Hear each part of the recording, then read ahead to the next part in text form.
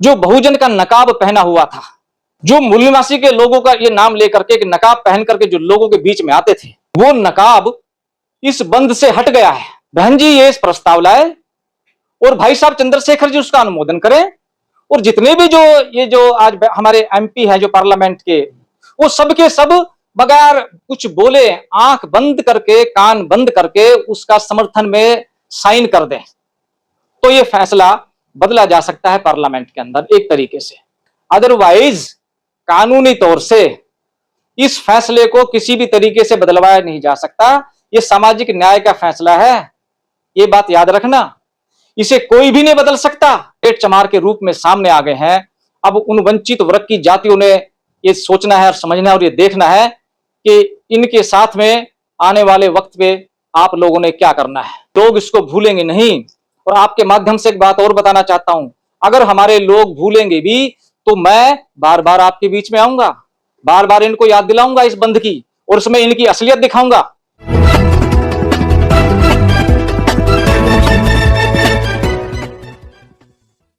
दोस्तों नमस्कार, मैं विकास, आप देख रहे हैं इंडिया और इस समय एडवोकेट रमेश बौद्ध जी मेरे साथ मौजूद हैं। तमाम बातों को लेकर हम लोग आते हैं, लगातार वो चर्चा करते हैं। वर्गीकरण को लेकर भी हमने चर्चा की थी उनसे। तो रमेश बौद्ध जी क्या कहेंगे भारत बंद को लेकर? आप जो भी भारत बंद हुआ है 21 का, उसको लेकर आप क्या कहना चाहेंगे? ये मैं आपके साथ दोबारा इसमें शामिल रहा हूं और वक्त वक्त पर मैं अपने लोगों के बीच में आता रहूंगा।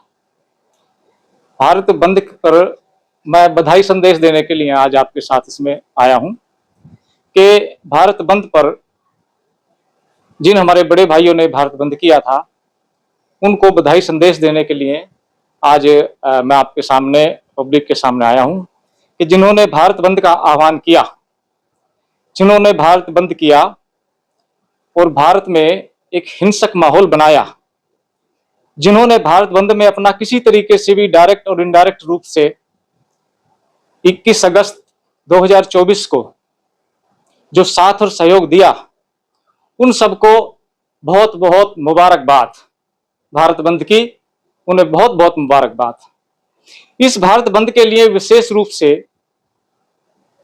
ये जो हमारे जेएनयू के प्रोफेसर्स, दिल्ली यूनिवर्सिटी के प्रोफेसर्स, डिक्की के लोग, प्राध्यापक और अन्य बुद्धिजीवी, हाई कोर्ट और सुप्रीम कोर्ट के एडवोकेट्स और सामाजिक संगठन के अन्य लोग, विशेष रूप से ये जो बुद्धिजीवियों का जो संगठन है वामसेफ, उस संगठन का और एक ही जाति के ये सोशल मीडिया कर्मियों का तथा एक ही जाति के नेताओं का और पॉलिटिकल पार्टियों का, जिसमें विशेष रूप से बीएसपी और बहन मायावती, भाई चंद्रशेखर आजाद और इस बंद में अहम भूमिका निभाने वाले तमाम लोग, उन सब लोगों को इस बंद की विशेष तौर से बधाई।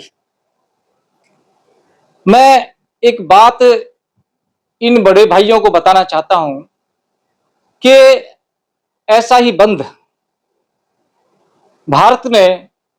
भारतवर्ष ने देखा था जब मंडल कमीशन लागू हुआ था।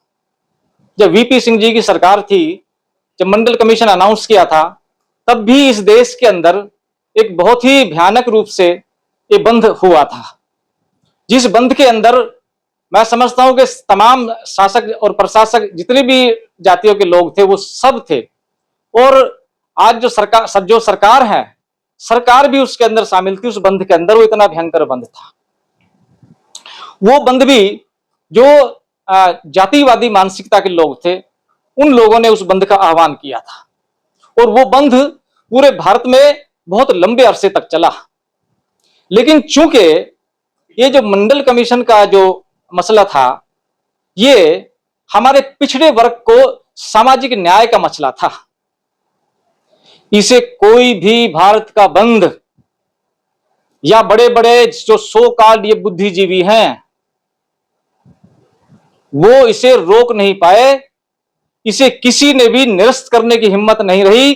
वो लागू होकर रहा।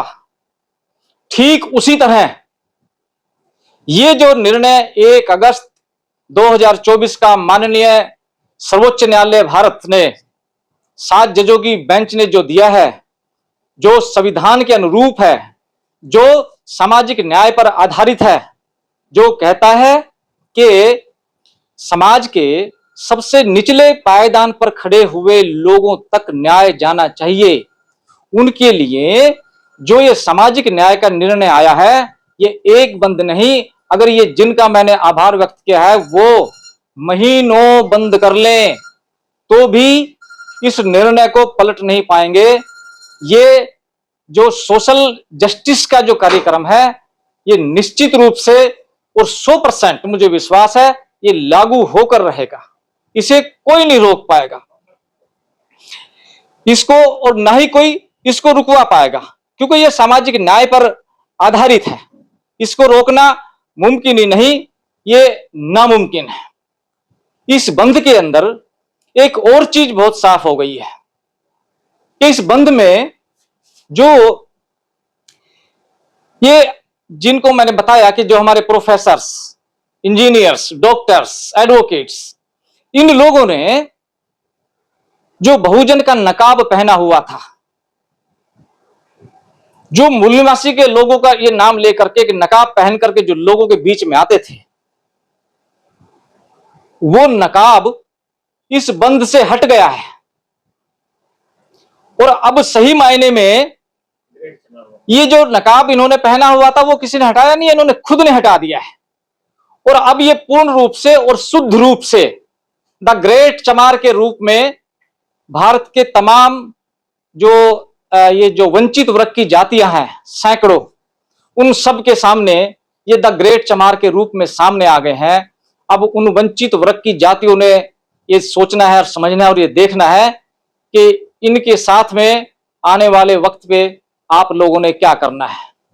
मैं मानता हूं कि 21 अगस्त का जो 2024 का बंद है, ये वंचित वर्ग के लोग, ये जो आखिरी पायदान पर खड़े हुए लोग हैं, जो हमारे पुरखों का जो संविधान है उसको जब लागू करने की बारी आई तो इन लोगों ने कैसे इसका विरोध किया, हमारे लोग इसको भूलेंगे नहीं। और आपके माध्यम से एक बात और बताना चाहता हूं, अगर हमारे लोग भूलेंगे भी तो मैं बार बार आपके बीच में आऊंगा, बार बार इनको याद दिलाऊंगा इस बंद की, और उसमें इनकी असलियत दिखाऊंगा कि ये कौन कौन लोग इस बंद में शामिल थे, जो आज दोबारा से नकाब पहन करके हमारे बीच में बहुजन या मूल निवासी का कोई चेहरा ये ढक पहन करके आएंगे। इनका बेनकाब मैं हर वक्त बार बार करूंगा, जब भी वक्त आएगा मैं इनका चेहरा बेनकाब करूंगा। साहब एक सवाल उठता है, क्या ये जो वर्गीकरण का जो फैसला आया है सुप्रीम कोर्ट से, जी, क्या ये बदला जा सकता है, और अगर बदला जा सकता है तो किस तरीके से बदला जा सकता है? ये आपने बड़ा अच्छा सवाल किया। ये तो सवाल हालांकि तो ये जो जिनका मैं नाम ले रहा हूं बड़े लोगों का, इन लोगों से अगर शायद पूछना तो ज्यादा बेहतर है, लेकिन मैं आपको बताता हूं कि ये कैसे बदला जा सकता है। ये बदला जा सकता है, ये 2 तरीके से बदला जा सकता है। ये फैसला ऐसे बदला जा सकता है कि भारत के प्रधानमंत्री माननीय श्री नरेंद्र मोदी जी और भारत के गृह मंत्री माननीय श्री अमित शाह जी, इनसे रेजिग्नेशन लिया जाए, इनसे रिजाइन करवाया जाए, ठीक है जी। और उसकी जगह पे प्रधानमंत्री के रूप में बगैर एमपी का इलेक्शन जीते, बगैर किसी सपोर्ट के, बीएसपी की सुप्रीमो बहन मायावती को प्रधानमंत्री बनाया जाए और भाई चंद्रशेखर जी को गृह मंत्री बनाया जाए। और वो जितने भी जो सांसद हैं हमारे इस आज की डेट में, वो सब सत्ता पक्ष के और विपक्ष के, वो आंख और मुंह बंद करके बैठे, बहन जी ये प्रस्ताव लाए और भाई साहब चंद्रशेखर जी उसका अनुमोदन करें। और जितने भी जो ये जो आज हमारे एमपी हैं जो पार्लियामेंट के, वो सब के सब बगैर कुछ बोले, आंख बंद करके, कान बंद करके उसका समर्थन में साइन कर दें, तो ये फैसला बदला जा सकता है पार्लियामेंट के अंदर एक तरीके से। दूसरा तरीका यह है कि ये जो बड़े बड़े विद्वान अधिवक्ता,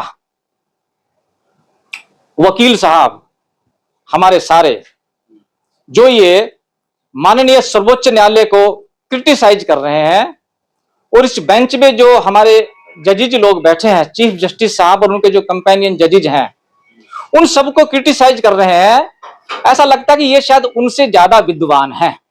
इन लोगों के पास में संविधान की उनसे ज्यादा जानकारी है। तो ये करा जा सकता है कि भाई ये जो हमारे सुप्रीम कोर्ट के चीफ जस्टिस साहब हैं और उनके जो कंपेनियन जजेज हैं, उनको उन कुर्सी से उठाया जाए, 7 जजों की कुर्सी से उठा करके वहां पर 2 कुर्सी और लगाई जाए, 9 जजों की बेंच बनाई जाए, और इन अधिवक्ताओं को जो बोल रहे हैं, जो क्रिटिसाइज कर रहे हैं, जिनको शायद जानकारी भी पूरी नहीं है, जिन्होंने देखा भी नहीं है, जो सामाजिक न्याय के विरोध में जो खड़े हैं, उन अधिवक्ताओं को उन कुर्सियों पर बैठाया जाए और उनसे यह फैसला बदलवाया जाए, क्योंकि वो 7 से 9 होंगे। ये अधिवक्ता जब बैठेंगे तो शायद वो 9 बदल, ये 2 तरीके हो सकते हैं उनको बैठा करके इस फैसले को बदलवाया जा सकता है। अदरवाइज कानूनी तौर से इस फैसले को किसी भी तरीके से बदलवाया नहीं जा सकता। ये सामाजिक न्याय का फैसला है, ये बात याद रखना। इसे कोई भी नहीं बदल सकता। आप बंद कर रहे हो, आह्वान कर रहे हो, सरकारी लोगों को रोक रहे हो, बसों को रोकने की कोशिश करी 1-2 जगह आपने। हालांकि बंद ना दिल्ली में था, ना हरियाणा में था, ना पंजाब में था, ना राजस्थान में देखने को मिला, ना साउथ के किसी देश में देखने को मिला। कुछ छुट-पुट जगह आप लोगों ने नुकसान जरूर किया है, वो हम मान सकते हैं। लेकिन ये जो सामाजिक न्याय का जो निर्णय आया है, ये निर्णय सिर्फ यहां नौकरी तक लागू नहीं रहेगा। इस निर्णय को लागू हम करवाएंगे शिक्षा के क्षेत्र में, एजुकेशन में, और एजुकेशन में नहीं, हायर एजुकेशन में भी। ये आधा हिस्सा बट के रहेगा, हायर एजुकेशन में भी और एजुकेशन में भी। उसके बाद में नौकरियों में भी ये आधा बट कर रहेगा। इसे कोई नहीं रोक सकता, क्योंकि ये सामाजिक न्याय का मुद्दा है और ये यहीं तक सीमित नहीं होगा। आने वाले समय में हम राजनीति के अंदर भी इस वर्गीकरण के हिस्से को लागू करवाएंगे, और इस राजनीति में भी सरपंच से लेकर के, ग्राम पंचायत के मेंबर से लेकर के पार्लियामेंट तक, मंत्रियों तक, चाहे वो काउंसलर हो, चाहे एमएलए हो, चाहे राज्य सरकार के मंत्री हो, या कैबिनेट हमारे जो सेंटर के मंत्री हो, उन सबके अंदर इस ए और बी कैटेगरी को लागू करके हम अपनी दावेदारी वहां रखेंगे। हम अपने लोगों को वहां पर पेश करेंगे, हम अपने लोगों को वहां तक पहुंचाएंगे। हमारे नेता जब वहां पर होंगे वो हमारी बात रखेंगे, और ये जो वंचित वर्ग के लोग हैं, इसको न्याय दिलाने में अपनी अहम भूमिका निभाएंगे। मैं जो वंचित वर्ग के तमाम जो बुद्धिजीवी लोग हैं, जो जानकार लोग हैं, उन लोगों से भी अपील करता हूं कि वो इस मुहिम को दूर तक लेकर के जाएं, अपने समाज को इसके प्रति जागृत करें, जन जागृत करें, और जो लोग इसके विरोध में खड़े हैं उन लोगों को बेनकाब करें।